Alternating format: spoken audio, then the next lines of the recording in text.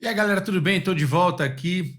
Talvez nem seja o assunto preferido de todos, mas é impossível que a gente deixe de falar, ainda que rapidamente, da seleção brasileira de futebol. Ontem engatamos a terceira derrota para seleções africanas, o que motivou uma tirada de onda espetacular. Sou favorável à gozação saudável, à gozação sadia, à gozação bem-humorada. A Confederação Africana de Futebol tirou onda da seleção brasileira em redes sociais. Qual é a seleção que engatou três derrotas seguidas para equipes africanas? A nossa seleção brasileira, que vive aí uma sequência muito ruim de Copas do Mundo, de amistosos, e me parece absolutamente perdida dentro dessa questão ainda não confirmada, parece muito jogado no ar, dado como certo, de forma precipitada, da contratação do Carlo Ancelotti, atualmente treinador do Real Madrid, para dirigir a seleção brasileira. Contratação esta que ainda não foi confirmada oficialmente por ninguém do entorno desse grande treinador italiano. Basicamente, galera, o que eu quero dizer aqui para vocês é que pode trazer o Guardiola, pode trazer o Ancelotti, né? Pode trazer quem você quiser, o melhor treinador do universo, o Inca venusiano, o marciano, qualquer pessoa. O problema básico da seleção brasileira de futebol, que é o problema, obviamente, do futebol brasileiro, está no fato da qualidade dos nossos jogadores. Não sei se vocês pensam como eu, mas nós temos muitos excelentes jogadores. Alguns grandes jogadores e raríssimos craques. Ter excelentes jogadores não quer dizer que você vai ter uma excelente seleção. Grandes jogadores, né? Talvez excelente seja um pouquinho exagerado nisso. Muitos jogadores do Brasil são titulares absolutos de equipes importantes do futebol mundial. Para a gente ter uma régua, um parâmetro na Europa, que é onde se joga hoje o melhor futebol do mundo entre clubes. Está aí a Champions League, da qual, inclusive, 43 jogadores brasileiros já foram campeões. Os espanhóis são os atletas que têm mais títulos de Champions League. Por que a Champions? Porque é hoje o parâmetro máximo do futebol. Além disso, houve um distanciamento muito grande entre o futebol jogado por clubes e o futebol jogado por seleções. Uma grande disputa, inclusive econômica, em relação a isso.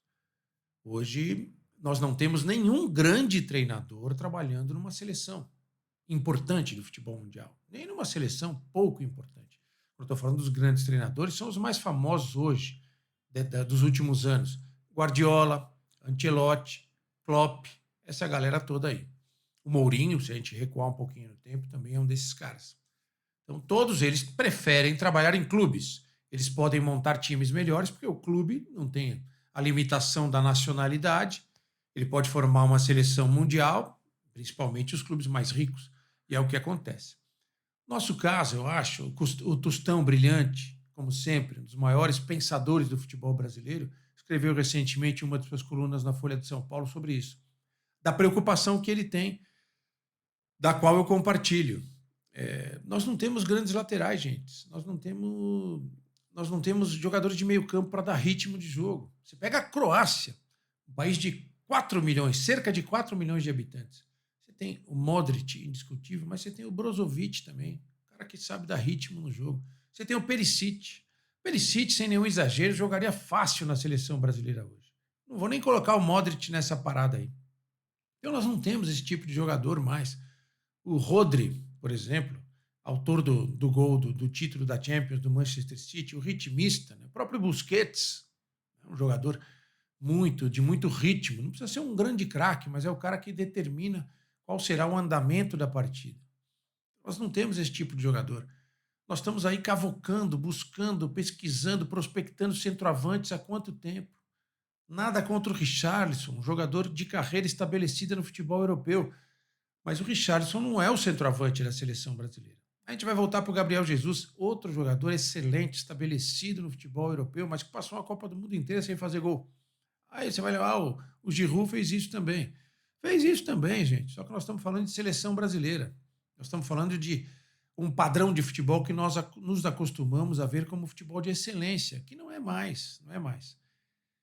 E para fechar, eu falo disso para retratar como nós ainda somos extremamente arrogantes e prepotentes em relação ao futebol, nós brasileiros. a nossa prepotência pentacampeã. Vou trazer um relato aqui do que aconteceu comigo na cobertura da Copa do Mundo na Rússia em 2018. Definida a Bélgica como adversário. Colega do local onde eu trabalhava na época, aí jogador de futebol. Ah, pô, Bélgica. Quem é a Bélgica? Vamos escolher o adversário, só esperar quem tá para jogar com o Brasil na semifinal e vamos para a final. O que aconteceu? Cacetada. A Bélgica elimina o Brasil. Certamente em 2022 alguém falou a mesma coisa. Croácia. Quem é a Croácia? Brasil, cara. Os caras vão ver aquela camisa amarela, vão tremer e já era. Esse pensamento aí é que já era, gente. Essa arrogância, essa prepotência. Para reconstruir o futebol brasileiro, não basta contratar um grande treinador. É preciso mudar essa atitude, mudar esse pensamento e voltar a produzir grandes jogadores. Tá aí o Mundial Sub-20 que não nos deixa falar ao vento, né? Ah, vão dizer, não, mas os principais jogadores Sub-20 do Brasil não estavam. Alguns grandes jogadores já estavam inseridos no contexto do time profissional dos clubes nos quais eles jogam. Ah, beleza, tal. E a gente foi atropelado por Israel, com direito a golaço, com drible, com picardia de Israel. Israel, hein? Então, não é só a Confederação Africana que anda tirando sarro da gente. Tem muito mais gente que pode dar uma cutucadinha no futebol brasileiro. Mais importante, descer dessa plataforma da arrogância, da seleção pentacampeã mundial, somos os melhores, todos têm medo do Brasil. Isso acabou. A partir daí, um projeto de reconstrução, valorização da base, valorização dos conceitos que fizeram do futebol brasileiro algo diferente. Eu acho que nós sempre fomos diferentes. Se formos nadar conforme a corrente, repetir o que está sendo feito no mundo, a gente vai ter dificuldade. Porque essa diferença que todo mundo queria copiar do Brasil, ela está se perdendo. Deixo aqui mais uma dessas pensatas para você, agradecendo a sua participação, pedindo a sua inscrição, espalhe o canal por aí. O bom é o debate. Se a contestação, a argumentação nos comentários ela é educada, bem colocada, sem ofensas gratuitas, dentro do devido tempo, eu vou procurar responder a todos vocês, tá bom? Tchau, obrigado. Bom dia para vocês.